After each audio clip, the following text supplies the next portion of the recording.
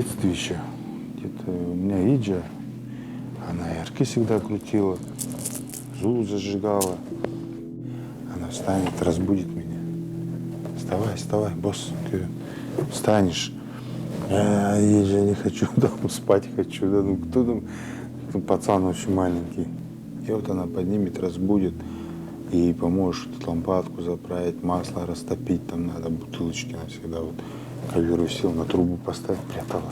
Почему-то. Ну, она и зул прятала, и РК всегда. Ну, видать, страх вот этот после этих репрессий, гонений, наверное, остался. И вот она меня научила, как бы вот с детства привила начитывание мантр. В роду были священнослужители. И нам мой Ава всегда рассказывал. Потом Эйджа всегда говорила, что, говорит, все равно кто-нибудь, говорит, когда-нибудь станет ламой. И это пришло ко мне. В 9 лет я уже начал читать мантры. Как вот ты бегаешь, да, обычный пацан, маленький пацан, и вот, например, твои сверстники, да, рядом с тобой, и ты там, они начинают, ты молитвы, смеялись над этим. А потом, когда я уехал уже учиться, это вообще многие удивились. Я маленький такой был, школьные годы, хулиганом. И когда я приехал, они меня увидели уже в одежде. Для них это, конечно, для многих был шок.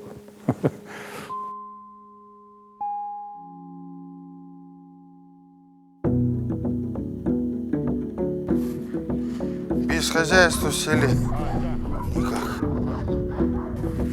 Да и занять себя чем-нибудь. А то не всегда люди приезжают на прием. Многие, конечно, наверное, подумают неправильно, как лама, да? Может это держать там. Ну а как?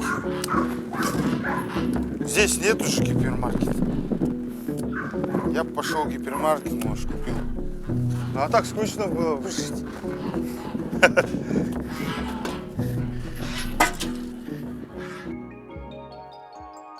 Вот когда говорят, например, мне зунгру лама, всегда говорю, может, зунгру просто. У нас называли, как всегда, бакши. Ну, я тоже, как бы, тоже. Мне проще, как бы, когда просто так зунгру говорю. Я всегда говорю, я когда приехал, потому что у меня семья тоже есть. И... только о нас говорили. Ну, всегда же так и в каждом поселке, да, когда приезжаешь, и начинают тебя обсуждать, да? И они уже не обращают внимания, лама ты человек же в первую очередь. Вот откуда, кто, семья, дети, все надо знать. Я говорю, ой-ой-ой, скорее бы кто-нибудь сюда новый приехал бы.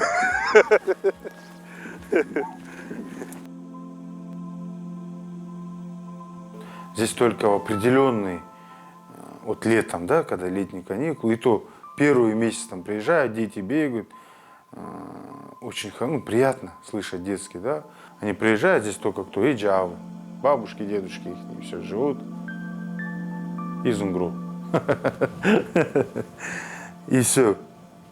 И вот они приезжают, смотришь на это прям, да, это такое вдохновение, радость появляется. Но когда они уезжают, эта тишина наступает, да, то есть начинается опять такой быт идет, самобытность, все опять становится на свои места, печально.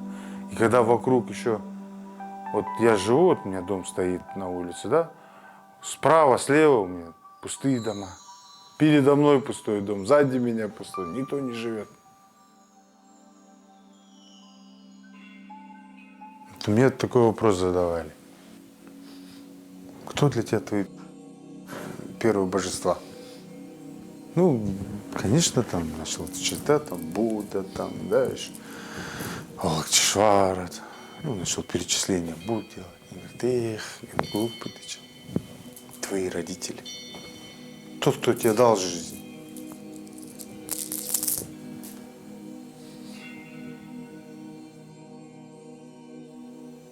Когда мы маленькие, да, не можем за собой, например, ухаживать, кормить, да, защищаться, оберегаться. Кто это делает? Мама, папа. Мама дарит любовь, нежность, ласку. Отец дает защиту, да, пропитание добывает. То есть это метод и мудрость. Две энергии не могут друг без.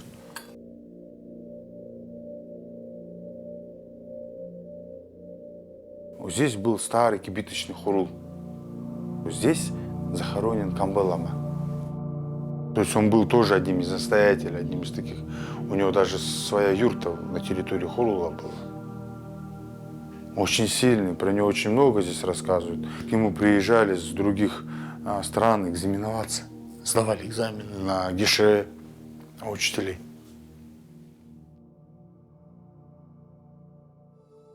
На сегодняшний день, если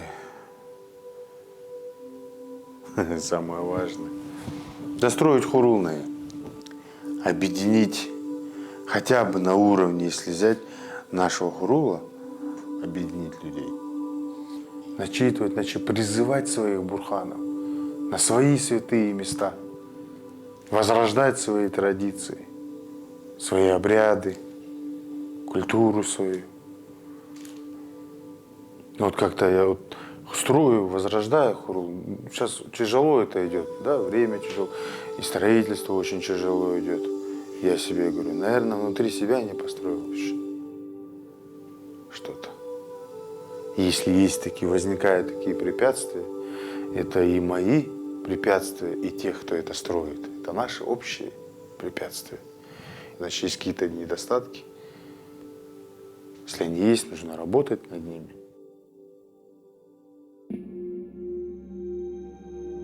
На небе, да, вот есть большая медведица. Да, мы говорим Долам Бурхан. Здесь мы сейчас проведем обряд. Этот обряд очень старый, древний. Это еще добуддийский обряд.